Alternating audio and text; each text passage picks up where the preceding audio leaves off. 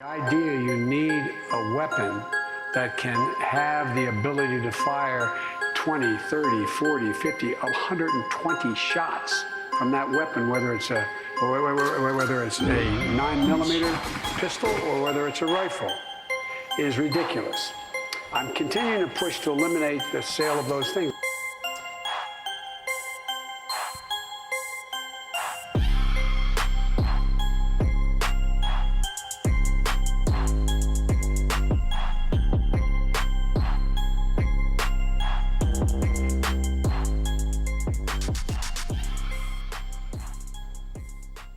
What's going on, everybody, and welcome back to the Death by Tyranny podcast. I haven't been on here for a couple of days. Give me 1 second. There we go. Alright, let's hang out for a minute. Now, I know this isn't live, and unfortunately I can't go live on YouTube, but I have been going live on Facebook. And I know a lot of you that follow me on here also follow me on Facebook. And I've just been having some general conversations with people about things that I feel are going unnoticed. There are a lot of big things happening, and quite frankly, the snowball is rolling downhill very fast. And I feel like because of that, we are kind of missing a lot of the conversation that we should be having. And these conversations consist of things like, are conservatives really doing conservative things? How do we get back to really being part of a true conservative movement? As well as, why are we compromising? Are we actually compromising? And everyone having this follow the science conversation, and if we are actually following the science. And today I was talking about that in particularly because the other side is they keep trying to shut us down with this, well, follow the science. How much more do you really need to know? We've shown you everything you need to know about the vaccine. Why haven't you got it? We're getting impatient with you. And I think that's a very disingenuous way to start that conversation. Because, quite frankly, if we were to follow the science, we would know that Dr. Fauci really isn't this upstanding character that they are trying to make him out to be. He has contradicted himself multiple times. He has said things that have come out to not be true in the very near future after the fact that he has said it, as well as he has just flat out lied. He has committed perjury in Congress. So if we're following the science, I don't know why we're still listening to Dr. Fauci, quite frankly. And so if we were to follow the science and they start that argument out that way, they're already being disingenuous to you. They're not even trying to have a conversation, because we know the Biden administration is trying to do things that are unconstitutional, that they have no business or right to be doing, and isn't ethical to a medical standpoint or in our best interest. But he still keeps, it's like having a conversation with somebody who keeps trying to talk over you. You can't, they're not hearing the points you're trying to make. And if you can absolutely make the argument they're having null and void with something you could bring up, they're never going to hear it. And that's where we're at with these people that are fed up with the unvaccinated. They're not hearing us. They're taking their guidelines and their information from somebody that is known to be dishonest. And now it's even more scary that we are being, the one thing we had to fall back on is talk to your doctor. Maybe the vaccine is right for you. Maybe it isn't right for you. And that's where we were at. And just like everything else dealing with the coronavirus, it didn't stay that way for very long. Because now we have doctors and marketing directors of these hospitals that are listening to the same things that the Biden administration is doing, are listening to. And so they could be leading you towards the vaccination with this same information that just, it isn't really information. It's just something that was and now isn't. And so we have to be very careful where we're getting our information from. And I think if you really want to play it safe, getting the vaccine isn't it. It is waiting to get the vaccine if we were going to play it safe. And that's where our president should be leading this conversation. What is best for the American people in a pandemic where only 1% of the population, or not even the population, but just 1% of the people who are catching COVID could be facing death. They're leading into that argument with things like comparing it to smallpox and polio, which had a very different outcome if you were to get either of those two things versus COVID. So again, it's being disingenuous. It's not the same conversation. It has nothing to do with following the science, because if you were following the science, that's not the conversation you would be having. Same with vaccinations. They keep trying to make you seem like you are this crazy anti-vax person when that's not the case. Most of us are very pro-vaccination. Most of us have gotten a vaccine at one point in our life or another. But this isn't the same kind of vaccine. This is the first time that this vaccine has been tried on mass populations, and we just don't know. And our president and our CDC leaders and our medical professionals, that's the conversation they should be having. Play it safe, and when we think the time is right, then we can start having conversations about who should and shouldn't get the vaccine.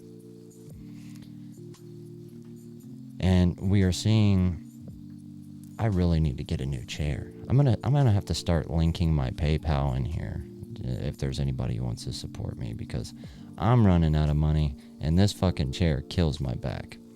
I'm 6'2", and sitting arched over doing these videos doesn't work out so well. And that, I'm not saying that to be, give me your money, and not at all. I'm just trying to be more personable with you. But so getting back to the conversation, I don't think these people really want to have a conversation with us. They want to impose their will on us. They want us to be dehumanized. They want to try to make it seem like they are more educated than we are. And be that as it may, they very well could be more educated in general than the person they are trying to talk down to. But that doesn't mean that they have better critical thinking skills. And if they do, they're not using them. And so I don't know where we go from here. The president is constantly looking for ways to go around the legal system and doing things that he knows he is unable to do. And that's why he's trying to go through the private sector. That's why he's trying to impose onto OSHA to do these things. And even that, it's not going to be your normal OSHA rule book that they will have to use to implement this new process that he's talking about. So I don't know where we go from here other than to say I wouldn't just rush and get the vaccine just yet.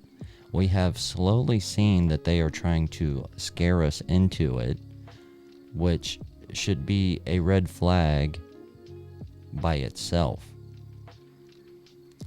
And we are seeing more cases where people who refuse to get the vaccine are winning in court. We are seeing companies back down from mandates because they are unable to operate on such a low staff. And I think they are really gonna put on the full court press until just to see how many people they can get to cave, because they know they don't have the authority to do so. And I knew this was going to be the game plan when I was arguing with people online about this before we even seen mandates. Because the first thing they were going into it with was, what mandates? You're not being mandated.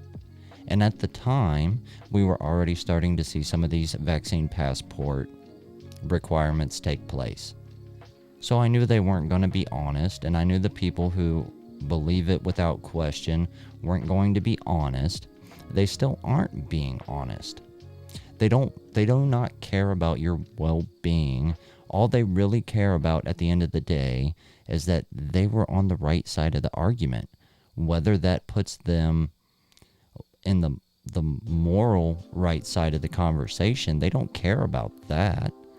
They just want to be right for the sake of just saying they won the argument. It's not about health. It's not about safety. If it was, you wouldn't see these people get so bent out of shape. They would genuinely care, and they would come across that would come across in the conversations that they're having with people. But it doesn't. You see them get very angry very quickly. And even a person that should never hold such disdain for citizens of the United States being the president, even he is starting to slip. And I don't know if that is part of the plan. I don't know if he's just doing that because he's incapable of keeping his composure. That very well could be as well. But I don't think we're on the wrong side of history here. I don't think when you play it safe, you can ever be on the right side of, or wrong side of history when it comes to vaccinations anyways. I mean, the vaccinations that we have that are very good and have worked for a very long time and we still use today, that didn't happen in 9 months to a year. That was unheard of, and quite frankly, it is still unheard of. It still has not been done. Now, we were told that it was done, but it wasn't. You know, the transmission is still there. The hospitalizations are still there. So that's just where we are in the conversation. And that's really why I wanted to stop talking about the vaccination altogether. I don't think there's anything they can add to the conversation anymore that will make people not want to or want to get the vaccine. The people who want to wait, and they know what that time frame is. Because the more time that is between when the vaccine was released and until people do or don't take the vaccine, things are not going in the vaccine's favor. They're going in the don't get the vaccine's favor. So, on top of that people just don't want to be genuine and they don't want to care about you when they have these conversations. So until then, I don't think we need to have the vaccine conversation anymore. If you don't feel comfortable with it, don't take it. I don't feel comfortable with it. I'm not going to take it. And until then, I've not heard a genuine, love-felt argument for me to do so. It always comes from this bullying, I know better than you do standpoint. And they don't like that when we have our conversations with them. When we try to tell them that they should carry a firearm, whether they think that's safe or not safe, that it's better to have one and not need it than to need it and not have it, you don't see us really come at it the way that they're going about trying to pressure us into the vaccine. For the most part, we just say we want to be left alone, and we want to be able to choose to carry a firearm if we want to. And I think the people that have paid attention to this firearm to a debate for a long time are noticing very similar trends when it comes to the vaccine and the vaccine mandate and what's going on through the branches of government and the conversations and the way people are having them. We've seen these anti-gun people be very aggressive, very bullish when they have the conversations. And the side that's pro-gun has always been, just let me keep mine. I don't care if you want to carry one or not. That is up to you. So we have always given them the common courtesy to be able to choose. But we are clearly seeing that they are not going to do the same for us. And this is why, until that time that is needed passes, for it to become clear to everyone that we should wait on the vaccinations, that we should be doing other things and better things with our time. And this isn't the only thing that is driving the downfall of America. It is not the only thing dividing America or conservatives. So we can be focusing on getting back to what conservatism is really all about, the foundation that America was built on. We can focus on these things. And until conservatives really start to work on themselves in this time that we have nothing better else to do, will we be better prepared to save America. And I also went into that conversation on Facebook. You will, well, it's not that you won't. Most conservatives that you talk to like to use sayings like, make America great again, or we need to save America.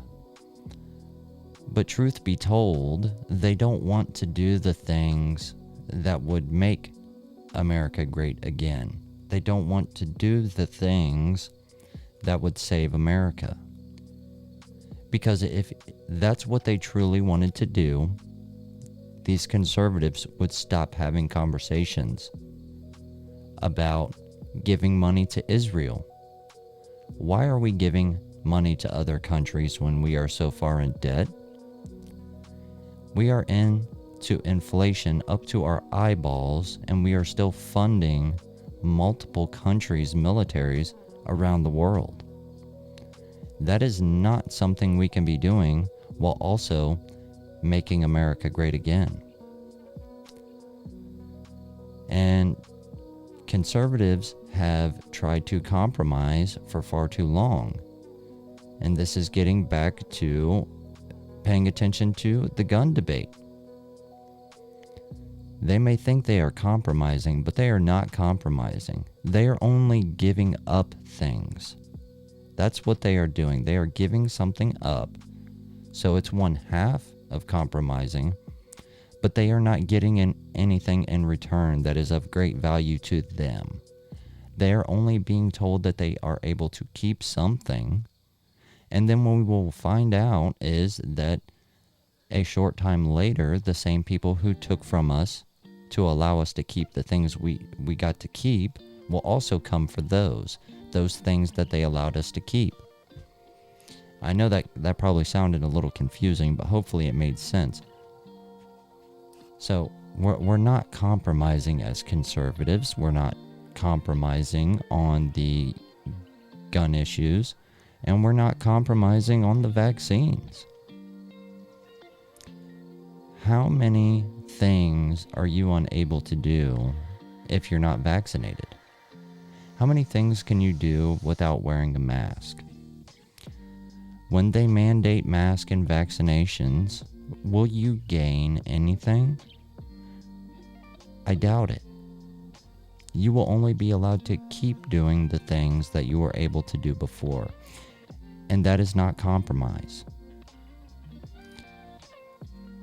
This is getting very close to them not wanting to have a conversation. They don't want to compromise. They don't want to have a conversation. They just want their will to be done, and be damned if you don't agree.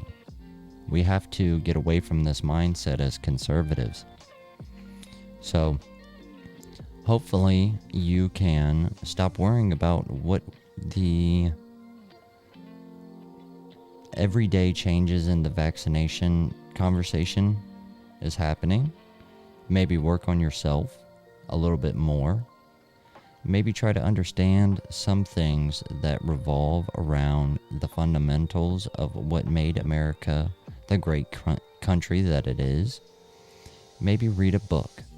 A very good book that I would suggest, and I know is very popular right now, is 1984. Now, if you read this, you would almost think that it is a guideline for what the Democratic Party is trying to accomplish right now. But it was not. It was a warning. It was a warning to how wrong and how fast things could go downhill if someone with ill intent ever got into leadership. And I think that's where we are. I think the people that are leading this country do have ill intent. You hear them use this term, build back better. Well, build back better from what? The ashes of what's left after America is burnt from the ground or to the ground? Because I genuinely think that's what they are trying to accomplish at the moment. That's why you see no backlash at these BLM protests. Because they are accelerating what the Biden administration, the deep state, this Build Back Better cult is trying to accomplish. They are trying to destroy America as fastly as possible. And I think they were trying to do it covert for a long time. But now that they are in complete control and they have the pandemic to manipulate people's minds that don't know any better, they have no reason but to escalate and to accelerate the downfall of America. So those are just some things that maybe you can think about, and hopefully you look into it beyond this conversation with me and you. Hopefully you are trying to be a better American, a better father, a better prepper, a better conservative. Hopefully when you decide what your line in the sand is and what your morals as a man, as a family leader is, you decide that that's something worth fighting for, and it's something worth fighting to keep America going. And I think that you will. But we are up against a very, very powerful enemy. Until next time, guys, stay safe, stay prepared. I love you guys. Peace, y'all.